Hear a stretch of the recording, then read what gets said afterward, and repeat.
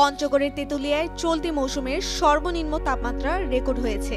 হিমালয়ের নিকটবর্তী উত্তরের জেলাটিতে শুক্রবার অর্থাৎ 10 ডিসেম্বর তাপমাত্রা রেকর্ড করা হয়েছে 7.3 ডিগ্রি সেলসিয়াস, যা চলতি মৌসুমে সবচেয়ে কম।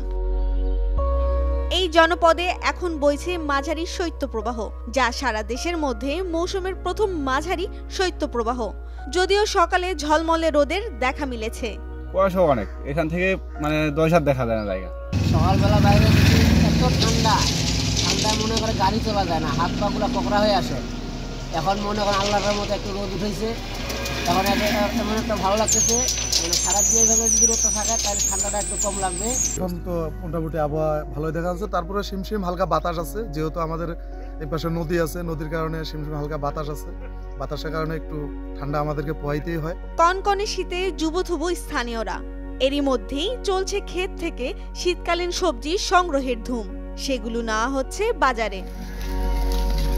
তেঁতুলিয়ায় 3 জানুয়ারি থেকে 5 জানুয়ারি টানা 3 দিন মৃদু শৈত্যপ্রবাহ বয়ে যায়।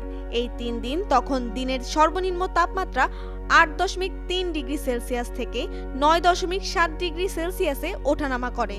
পরের 4 দিন সেখানে সর্বনিম্ন তাপমাত্রা ছিল 9.5 ডিগ্রি সেলসিয়াস থেকে 14.2 ডিগ্রি সেলসিয়াসের মধ্যে।